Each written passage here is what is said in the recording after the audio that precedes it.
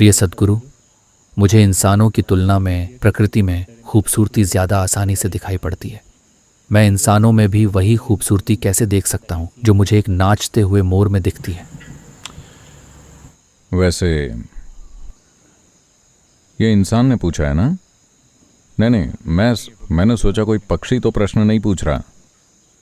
खैर, इंसानों के पास वैसे खूबसूरत पंख नहीं हैं जैसे मोर के पास हैं। हमारे पास नहीं है। हम इसे लगा सकते हैं, पर वो लगाया हुआ होगा। वो मोर के पंख जैसा नहीं होगा। तो उन चीजों में खूबसूरती देखना आसान है जिनसे हमारा कोई लेना देना नहीं है। पता है, आजकल दुनिया में एक फैशन चल रहा है जिसमें लोग कहते फिरते हैं कि मुझे पूरी मानवता से प्यार है, पर यह इंसान जो मेरे बगल में बैठा है, मैं उसे बर्दाश्त नहीं कर सकता। भगवान से प्यार करना बहुत आसान है, क्योंकि वो कभी आकर आपके साथ डिनर टेबल पर नहीं बैठते। आप उनका नाम ले सकते हैं, पर अगर वो सच में आकर बैठ जाएं, तो दिक्कत हो जाएगी, क्योंकि वो कभी नहीं आते। और आप जो भी चढ़ाते हैं, आपको पता है वो आप ही खाने वाले हैं। सच में, अगर वो खाने लगें तो सारा भोग पुफ। मुझे आपको बताना चाहिए, ऐसा हुआ। एक अंतरधार्मिक भिखारियों का संगठन था।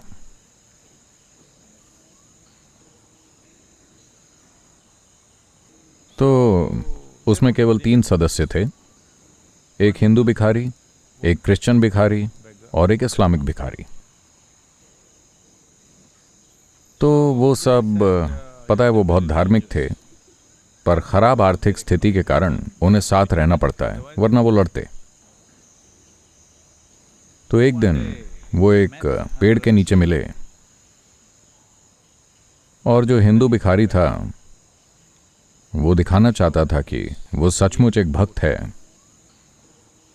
उसने कहा, देखो, हर दिन जो भी पैसे और चीजें, आमतौर पर जो पैसे मुझे मिलते हैं, जो कि सिक्कों और कई छोटे नोटों के रूप में होते हैं, मैं एक बड़ा सा ओम लिखता हूं, ओम, और फिर पूरा पैसा ऊपर फेंकता हूं। जो भी ओम पर गिरता है वो शिव का होता है, बाकी मैं रखता हूं।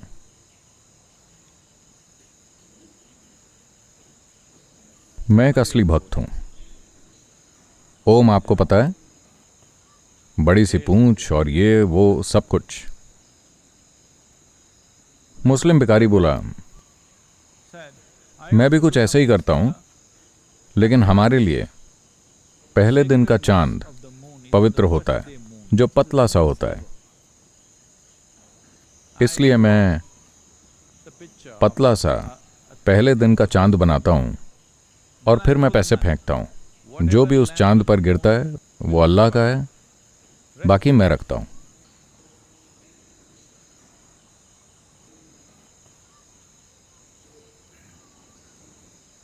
फिर उन्होंने क्रिश्चियन भिखारी से पूछा, तुम क्या करते हो? वो बोला, मैं सारे पैसे लेता हूं और ऊपर फेंकता हूं। जो भी उसका है वो रख लेगा, बाकी।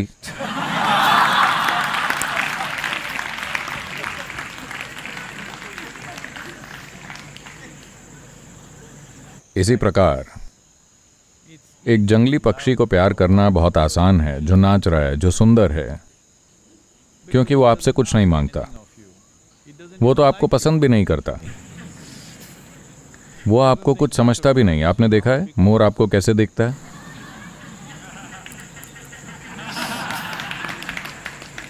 वो आपके बारे में ज्यादा नहीं सोचता।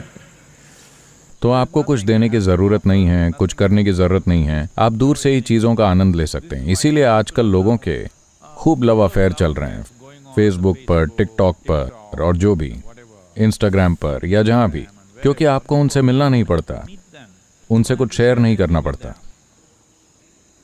आपको बाथरूम के बाहर उनके निकलने का इंतजार नहीं करना पड़ता।